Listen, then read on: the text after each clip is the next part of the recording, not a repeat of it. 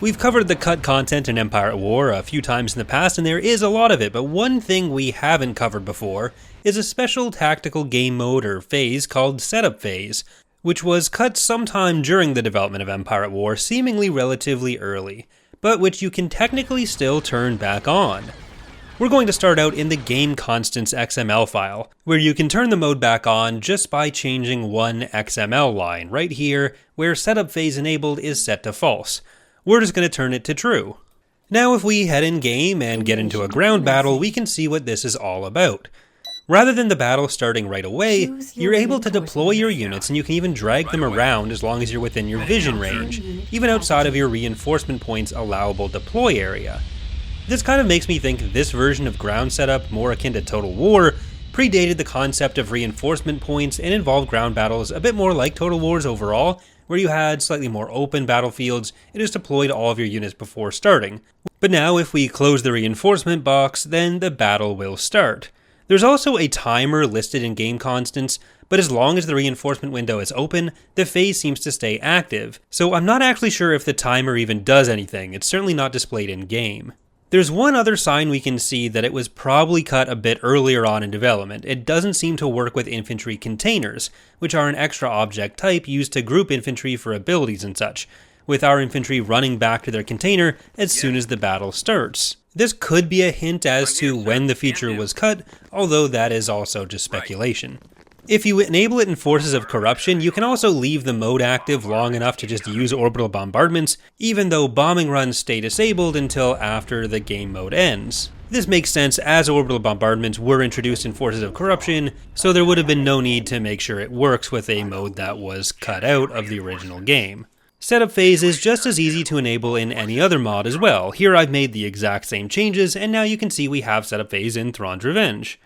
The biggest catch though, aside from wonkiness with the infantry, is that unfortunately since the trigger seems to be closing the reinforcement window rather than the timer, if you get invaded by the AI, the battle will never actually start.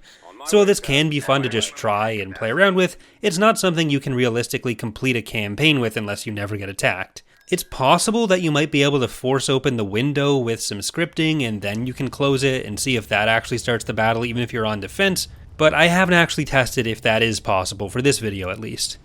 There are a few other places where you can see the signs of setup phase in the game's code too. Each ground object, so things like structures, units, whatever else, have a line saying whether or not they're able to be revealed in setup phase. Though I'm not actually sure if this even works either. I did try changing it and then nothing changed, but it's also possible that it's case sensitive and I was using the wrong case, even though I did copy it from the base game objects. The color of the Fog of War changes, so there is definitely a different way certain things are rendered, but all the other objects seem to just take their default ground visibility. On top of that, there's a perception token for the AI to make decisions based on whether or not it's setup phase. This actually still gets used in the game, where the AI will check if setup phase is currently active before deciding if it wants to retreat. And finally, there's an XML event trigger, which can be used on the end of setup phase, meaning the game detects when setup phase ends, and then you're able to set up other in-game events to take place when that happens. And keep in mind, event just means a thing happening, doesn't have to be like a narrative mission or anything like that. For example, in Thrawn's Revenge and Fall of the Republic, the Hutts use their Butana Hutta mechanic, which allows them to call in units from the galactic map technically, and part of the scripting for this just involves being able to check when a battle is started, and that is technically an event. So you have to think about events as a pretty broad category. It is definitely interesting how intact this mode seems to be within the game, even with that one caveat that when the AI attacks, it won't end. It's hard to say what impact this might have had on ground battles overall, because we don't really know what other changes would have gone along with it, or what parts of current ground battles wouldn't exist. That's going to do it for today though. I hope you've enjoyed this look at another lost bit of Empire at War history. Remember to like and subscribe for more Empire at War content. Soon, I'll be going over one change you should absolutely not make in your own copy.